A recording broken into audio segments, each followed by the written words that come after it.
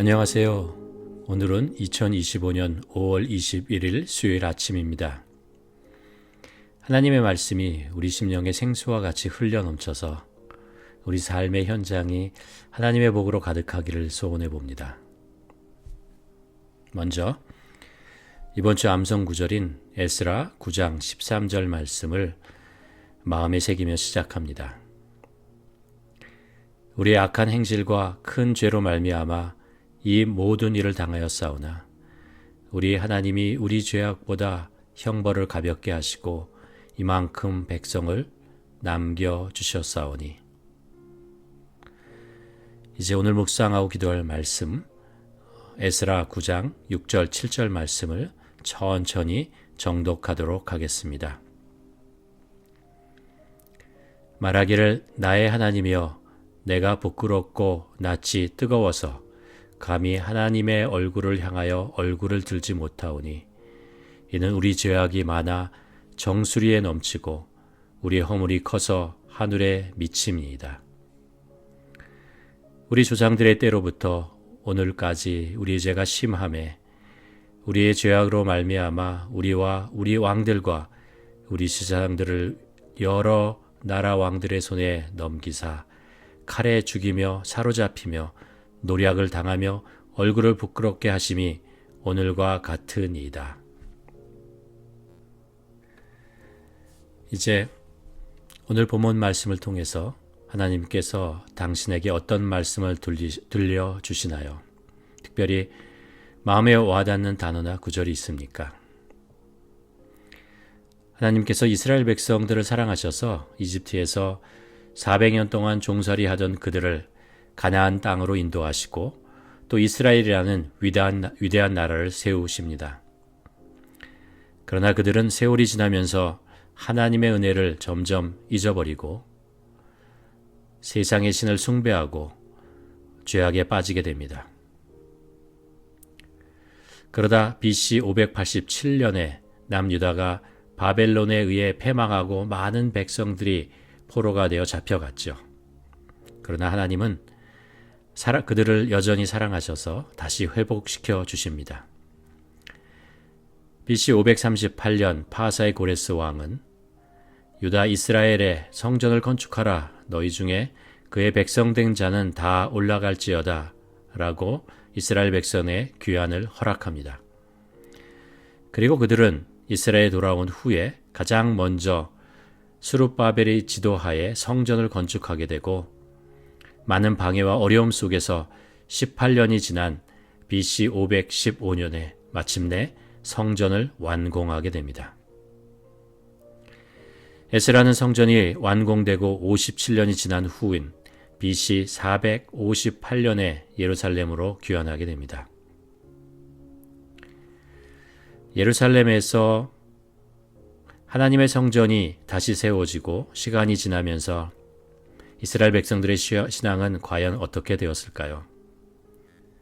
70년 동안 그토록 소원했던 땅으로 돌아왔고 성전도 건축했건만 그들의 삶은 다시 하나님의 은혜를 잊어버리고 하나님과 멀어져 가고 있었습니다. 이스라엘 백성이 이방 민족들과 통혼하며 가증한 일을 행하고 있는 현실을 보며 에스라는 하나님 앞에서 통회의 눈물을 흘립니다. 6절입니다. 나의 하나님이여 내가 부끄럽고 낯이 뜨거워서 감히 나의 하나님을 향하여 얼굴을 들지 못하오니 이는 우리 죄악이 많아 정수리에 넘치고 우리 허물이 커서 하늘에 미침이니이다. 그리고 이어서 에스라는 이런 죄악이 지금의 문제가 아니라 오래전에도 있었고 그것으로 인해서 하나님의 심판을 받았음을 안타까워합니다. 7절입니다. 우리 조상들의 때로부터 오늘까지 우리 죄가 심함에 우리 죄악으로 말미암아 우리와 우리 왕들과 우리 제사장들을 여러 나라의 왕들의 손에 넘기사 칼에 죽이며 사로잡히며 노략을 당하며 얼굴을 부끄럽게 하심이 오늘날과 같으니이다. 그들이 겪은 많은 어려움은 누구를 탓하고 원망할 것이 아니라 하나님의 은혜를 잊어버린 자신의 조상 그리고 현재 자신들의 죄악으로 인한 것임을 인정하고 통회하며 회개하고 있습니다. 이제 이 말씀이 나에게 어떤 의미가 있는지, 이 말씀을 어떻게 나의 삶에 적용할 수 있는지 묵상하는 시간을 갖도록 하겠습니다.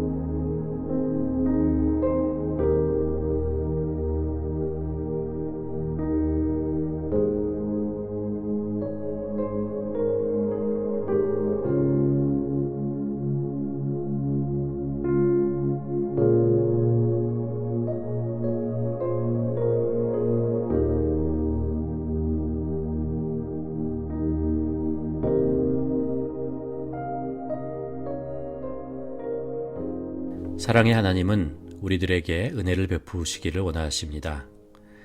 만나와 같은 필요한 것들을 공급해 주시고 지치고 힘들 때 말씀으로 위로하시고 돕는 손길로 용기를 주십니다. 또 우리가 노력하고 애쓰는 것보다 더 큰 것을 얻고 누리도록 은혜를 베푸십니다. 그러기에 우리들은 하나님의 은혜로 하루하루 살고 있다고 고백하고 또 찬양합니다. 그러나 세상의 유혹은 우리의 욕심을 자극하여 하나님의 은혜로 만족하지 못하도록 만듭니다. 남들이 가지고 있는 것, 누리고 있는 것에 대한 비교의 마음과 시기심을 불러넣어 자족하는 기쁨을 빼앗아갑니다. 특별히 우리가 살고 있는 이 세상은 여러 매체를 통해서 다른 사람들의 삶을 미화하고 또 나와 비교하게 만들고 있죠. 그러다 보면 하나님의 은혜마저 세상의 것과 비교하는 실수를 범하기 쉽습니다. 그러면 어떤 일이 일어날까요? 주님 안에서 자족하는 평안과 기쁨을 잃어버리고 맙니다.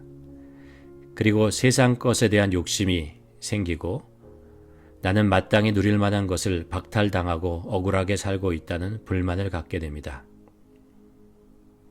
그래서 우리의 열정은 하나님이 주시는 사명감에서 비롯되어야 하는데 세상의 것을 취하고자 하는 욕심을 추구하는 거짓된 열정을 가지고 살게 됩니다.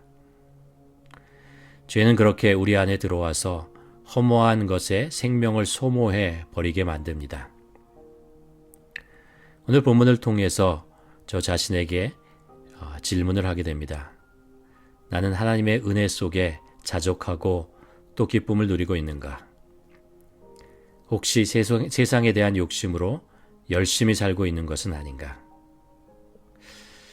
바라기는 우리 모두 하나님의 은혜를 잊고 죄를 범하지 않기를 소원합니다. 이제 묵상한 말씀을 가지고 나의 기도를 적어보고 함께 기도하시겠습니다. 주님, 오늘 하나님이 주신 은혜를 감사하고 자족하며 살게 도와주시옵소서. 수시로 찾아오는 사단의 유혹에 빠져 하나님의 은혜를 잊는 죄를 범하지 않게 보호해 주소서. 저희 열심히 허망한 것을 쫓아가는 어리석은 인생을 만들지 않고 하나님을 향한 열정이 되게 하소서. 함께 기도하시겠습니다.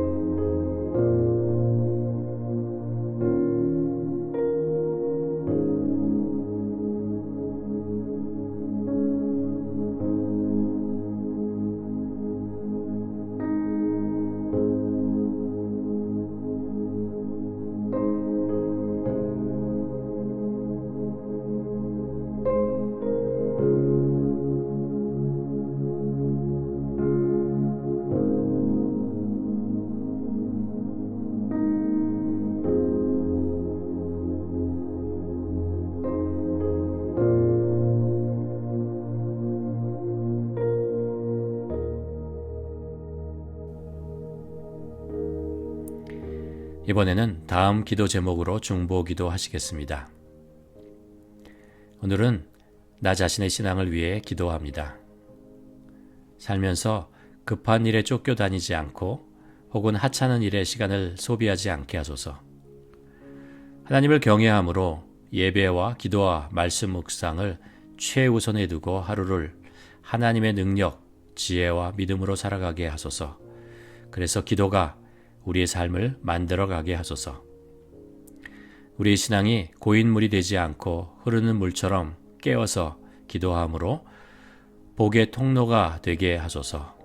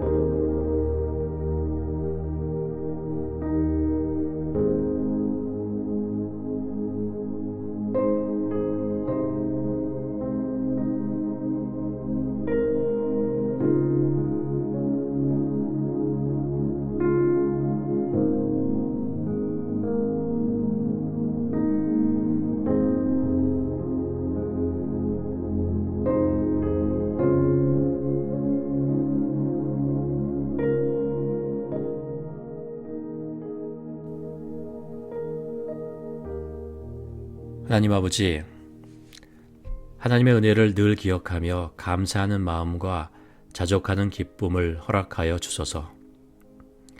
하나님, 오늘 본문을 통해서 이스라엘 백성들이 그렇게 바라던 예루살렘 그리고 성전, 이 모든 것을 얻고 그리고 누리고 있음에도 불구하고 그들이 또다시 세상을 바라보고 세상의 욕심과 세상의 유혹에 넘어가 하나님의 은혜를 잃어버리고 죄를 범하고 있는 그런 현장을 보게 됩니다.